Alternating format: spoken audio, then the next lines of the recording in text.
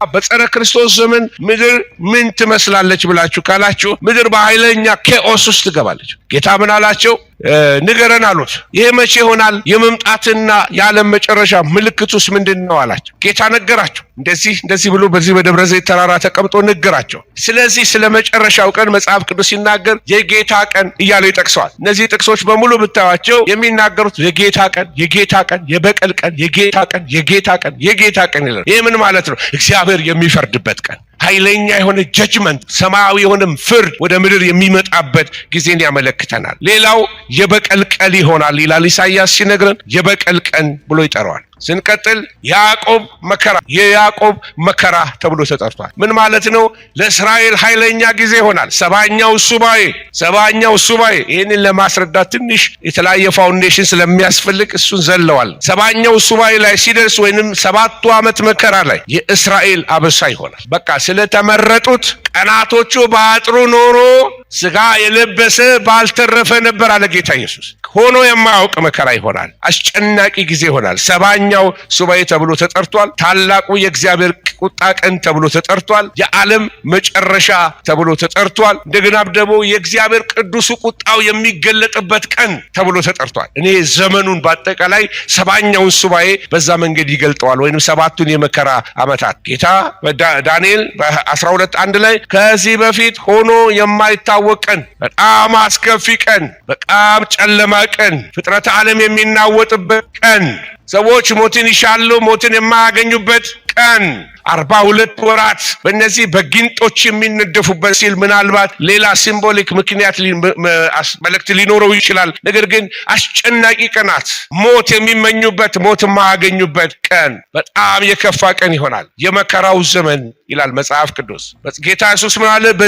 በዚያን ጊዜ ይላል ከዓለም ጀምሮ እስከ ዛሬ ድረስ ያልሆነ እንግዲህም ከቶ የማይሆን ምን ይሆናል ይላል? ታላቅ መከራ ይሆናል። ይሄ የጌታ አገላለጽ። በቃ ያ ጊዜ በጣም አስቸጋሪ፣ ያ ጊዜ ትልቅ የጭንቀት ቀን ይሆናል እና ከዚያች ወራት በኋላ ይላል ማቴዎስ 24:29 ከዚያች ወራትም መከራ በኋላ ወዲያው ፀሐይ ይጨልማል፣ ጨረቃም ብርሃኗን አትሰጥም፣ ከዋክብትም ከሰማይ ይወድቃሉ ብሎ መጽሐፍ ቅዱስ ይናገራል። ያን ጊዜ ነው በምድር ለሚኖሩ ወዮ፣ 3 ጊዜ ወዮዎች ይነገራሉ፣ አስጨናቂ ጊዜያቶች። ስለዚህ ትሪቢሌሽን ፒሪየድ ወይንም ደግሞ የመከራው ዘመን ምን የሚያደርግ ነው?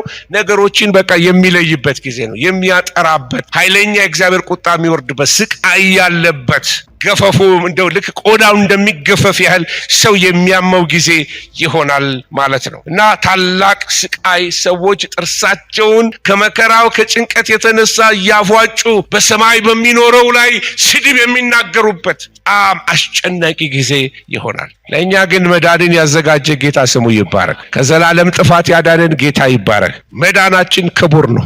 መዳናችን ክቡር ነው። ሃሌሉያ!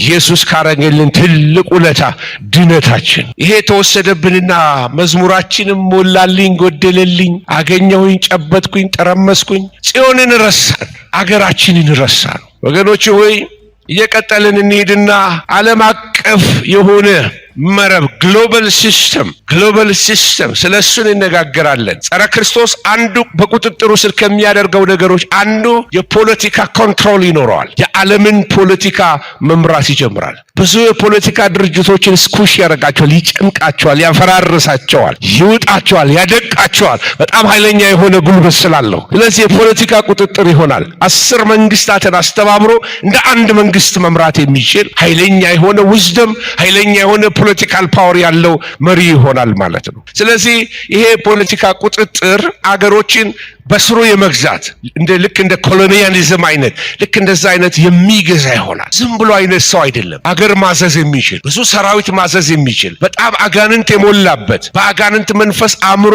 በጣም የላቀ በጣም በክፉ መንፈስ የሚነዳ በውስጡ የርህራሄ ምንም ዘር የሌለው ጨካኝ የሆነ ክርስቲያን የሚጠላ ቢኖር በተለይ መንፈስ ቅዱስ ቤተክርስቲያንን ከወሰዳት በኋላ የሚቀሩ ወይንም ደግሞ በዛ ዘመን ጌታን የሚቀበሉ እውነትም ለካ ወንጌል እውነት ነው ብሎ ወደ ጌታ የሚመለሱ እነሱን ሊያጠፋቸው ይነሳል። በዛን ጊዜ አምናለሁ ጌታን እቀበላለሁ ተብሎ ብቻ አይዳንም። የዛን ጊዜ ቁጥሩንም አለመውሰድ ግዴታ ነው። ቁጥሩን መውሰድ የዘላለም ድነትን ያሳጣል። የፖለቲካ ቁጥጥር ይኖረዋል፣ የኢኮኖሚ ቁጥጥር ይኖረዋል። የአውሬው ምልክት አንዱ እሱ ነው። የኢኮኖሚ ማንም ሊገዛ ማንም ሊሸጥ የማይችልበት ቁጥር ይሰጣል። ያለዛ ቁጥር መግዛትም መሸጥም አይቻልም። ስለዚህ ኢኮኖሚውን ይቆጣጠራል፣ ፖለቲካውን ይቆጣጠራል። እሱ ብቻ አይደለም፣ ሃይማኖቱንም ይቆጣጠራል። ሃይማኖት ብዙ ነገር ለመግዛት ይጠቅመዋል። በተለይ ዓለም አቀፋዊቷ ታዋቂዋ ቤተክርስቲያን በጣም ትመቸዋለች። በሮም ከተማ መካከል የምትገኝ ሌላ አንድ ከተማ አለ። ስሟን አልጠራውም፣ እናንተ ፈልጋችሁ ወቋት። ብዙ የሃይማኖት ሰዎች የሚኖሩባት መንደር አለች። እዛ ከተማ ሮጣችሁ ብትገቡ የሮም ፖሊስም አይዛችሁ። ምክንያቱም ራሱን የቻለ ኪንግደም ነው፣ ራሱን የቻለ መንግስት ነው፣ የካህናት አገር ናት እና የሃይማኖቱን ስፒሪት በቀላሉ ኮንትሮል ሊያደርገው ይችላል። ዓለምን ማዘዝ ይችላል እዛ ላይ ተቀምጦ እና የሐሰተኛው ነቢይ አምልኮን የሚመራው ይሄ የሐሰተኛው ነቢይ የሃይማኖት ሁሉ ያመጣለታል። ሰዎች ይሰግዱለታል። ማን እንደሱ ይባልለታል። ያዜሙለትም ይሆናል፣ አይታወቅም። ማን እንዳውሬው ማን ይችለዋል? ዓለም ሁሉ በተለይ ሞቶ ከተነሳ በኋላ ወይንም ደግሞ ከቆሰለ በኋላ ራሱና ሲነሳ የዛን ጊዜ ዓለም ሁሉ ተደንቆ ይከተለዋል። እውነትም ይሄ መሲህ ነው፣ በቃ ይሄ እውነተኛው ክርስቶስ ይሄ ነው ብሎ ይከተሉታል። አንድ ሆሴ ማን ነው የሚባል አንድ ፍሎሪዳ ውስጥ አንድ ሰባኪ ነበረ እና ይሄ ሰውዬ አም ዲ አንታይ ክራይስት ይላል። ፍሎሪዳ ውስጥ ትልቅ ቸርች አለው እና ምዕመኖቹም በሙሉ እግራቸው ላይ አንገታቸው ላይ እንዲነቀሱ ነገራቸው። ሁሉም ታቱ ቤት ተሰልፈው የታቱ ማለት ንቅሳት ማድረጊያ ቤት ተሰልፈው 666 ይነቀሱ ነበረ እና የሲኤንኤን ጋዜጠኞች ይጠይቋቸዋል፣ ለምንድን ነው ይህን የምታደርጉት ተባለ። አይ ፓስተራችን ብሎን ነው አሉት እና ፓስተራቸው ጋር ሄደው ሲያናግሩት ፓስተራቸው እንደዚህ አለ፣ እኔ አይ አም ዲ አንታይ ክራይስት አለ፣ ኢቭን ቤተር ዛን ጂሰስ ክራይስት አለ፣ እኔ ከኢየሱስ የበለጥኩኝ እኔ የተሻልኩኝ። ጸረ ክርስቶስ ማለት ከኢየሱስ የሚበልጥ ማለት ነው አለ። የሱ ትርጉም ነው። ስለዚህ እኔ ጸረ ክርስቶስ ነኝ አለ። ከዛ ወዲያ 5 ዓመት አልኖርም፣ ያው የናፈቀው ጂኒ ይዞት ሄዷል። ስለዚህ ጸረ ክርስቶስ አሁንም ነን የሚሉ አሉ። አም ክራይስት እያሉ የሚነሱ በጣም ብዙ ሰዎች አሉ። አንድ መጽሐፍ ዘ ላስት ዴይስ የምትል አንድ መጽሐፍ ጽፌያለሁ። እዛ መጽሐፍ ላይ ሰዎችን ሊስት አድርጌያለሁ። ሰዎች እኔ ክርስቶስ ነኝ እያሉ የሚነሱ በቃ ትውልዱ መስማት ማየት ተአምራት ማድረግ የሚፈልግ ነው። ናይሮቢ ኬንያ፣ እዚህ ጎረቤታችን ቅርብ አንድ ሰው እንደዚህ አለ፣ እኔ ኢየሱስ ነኝ አለ። ከዛ በኋላ ኡሁሩ ፓርክ የሚባላል ኡሁሩ ፓርክ ሄደ፣ እንጨት ተሸክሞ ተከለ። ከዛ በኋላ ስቀሉኝ ብሎ ገንዘብ ከፈላቸው። ከከፈላችሁ ማንም ይሰቅላቸዋል፣ ችግር የለም። ቸነከሩት እና ፖሊሶች መጡ፣ አወረዱት። እጁ እንደዚህ አድርገው እየተንቀጠቀጠ ፖሊስ ጣቢያ እዛ አስገቡት። መሲህነቱን በዛው ጠፋበት መሰለኝ። ሌላው እዛው ከተማ ውስጥ መጀመሪያ ልጄን ላኩላችሁ አልሰማችሁኝም፣ አሁን እኔ ራሴ መጣው፣ ልትገሉኝ ትፈልጋላችሁ የሚል ደግሞ ሌላ ነቢይ መጣ። ራሱን አብ ማረጉ ነው። የቀረ የለም። በፊሊፒንስ እስካሁን ድረስ የመጨረሻው ኢየሱስ ክርስቶስ ተብሎ እስከ ዱባይ ተጋብዞ በትልቅ አዳራሽ ሰዎች የሚቀበሉት አንድ ሴት፣ እኛ ከተማ ያለች ሴት በጣም ይሄ ሰውዬ በጣም ፐፐፐፐ የሚባል ሰው ነው አሏትና ሄደች እና ይሄንን ፐፐፐ የተባለን ሰው ልታዩ ሄደች። ፐ ማለት የፊደል መጨረሻ ነው አይደለም? እና ሄደችና አየችው። ከዛ በኋላ ኢየሱስ ነኝ አለ ምናምን። ማን እሱ ጋር ድርሷት በጣም በሚገርማችሁ ቤት ገባች።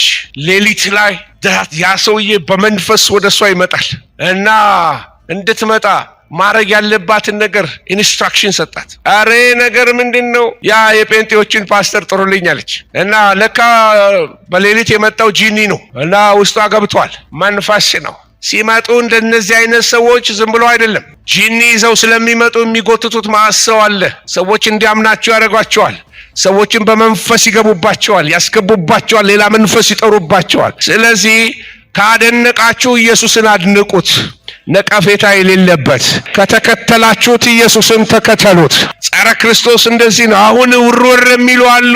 ውርውር የሚሉ እንደ ተባይ ብዙ እኛ ክርስቶስ ነን የሚሉ ብዙዎች ተነስተዋል። ብዙዎች ሊስት አድርጌ ልጠራላችሁ ይችላሉ፣ በጣም ከብዙ ኤቪደንስ ጋር። ነገር ግን ነግራችኋለሁ፣ አጋንንት ያስነሳችኋል። ሪሰንትሊ ይሄን ብናገረው ጥሩ ነው፣ ምክንያቱም ከኢትዮጵያ ጋር የሚያያዝ ነገር ስላለው። አንዳንድ የኢትዮጵያ አገልጋዮችም እየሄዱ ወረፋ ይዘዋል። ይሄ ሰውዬ ኮሪያዊ ነው እና ሰዎች ከኢትዮጵያ ሁሉ ሰዎች ይሄዳሉ ኮሪያ ድረስ አገልጋዮች የተባሉ እና ራሱን አም ክራይስት የሚል ሰው ነው።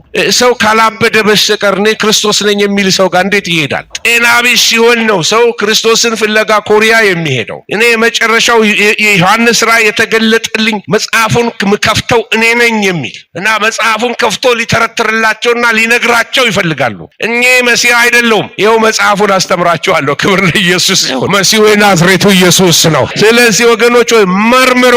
አሁን ያለንበት ዘመን ርኩሳን መናፍስት ትውልድን ከመስመር ለማውጣት የሚታገሉበት ነው። ኃጢአትን አቅሎ እንዲያይ፣ ዘፈንን አቅሎ እንዲያይ፣ ዝሙትን አቅሎ እንዲያይ፣ ውሸትን አቅሎ እንዲያይ፣ ማመቻመትን ኮምፕሮማይዝ እንዲያደርግ፣ በተለያየ ነገር በቃ ዓለምን መስሎ እንዲኖር ሰዎችን የሚያማልል መንፈስ፣ በስካር የሚይዝ በአዲክሽን የሚይዝ መንፈስ በኢየሱስ ስም የተመታ ይሆን። ጸረ ክርስቶስ ስፒሪቱ በምድር ላይ ወጣቶችን ታርጌት ያደርጋል። ይፈልጋቸዋል። ወጣቶች በብርቱ ይፈልጋቸዋል። አትገኙለት። መኖሪያችሁ ኢየሱስ ይሁንላችሁ። ወገኖች ሆይ እነዚህ ሶስቱን ስትመለከቱ አንድ ግሎባል ሲስተም ፖለቲካውን፣ ኢኮኖሚውን፣ ሃይማኖቱን ሊቆጣጠር የሚል ይሄ ጸረ ክርስቶስ ነው።